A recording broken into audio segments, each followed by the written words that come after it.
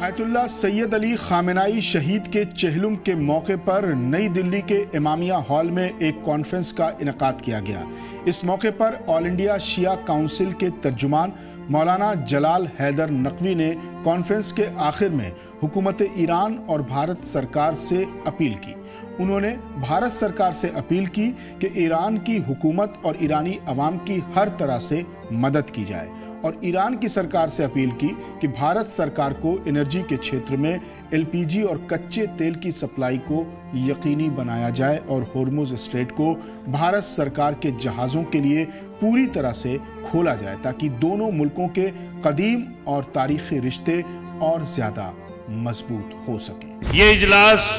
حکومت ہندوستان سے اپیل کرتا ہے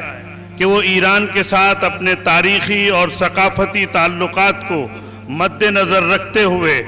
ایرانی عوام کی حمایت کرے اور انسانی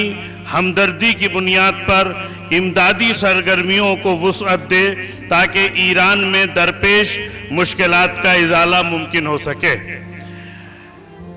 اسی طرح یہ اجلاس حکومت ایران سے مطالبہ کرتا ہے کہ وہ ہندوستان کے ساتھ اپنے دوستانہ تعلقات کو مزید مستحکم کرتے ہوئے توانائی کے شعبے میں تعاون بڑھائے، ہندوستانی ٹینکروں کو آبنائے ہرمز سے گزرنے میں سہولت فراہم کرے اور گیس اور خام تیل کی فراہمی میں اضافہ کرے تاکہ دونوں ممالک کے درمیان معاشی تعاون کو فروغ حاصل ہو سکے۔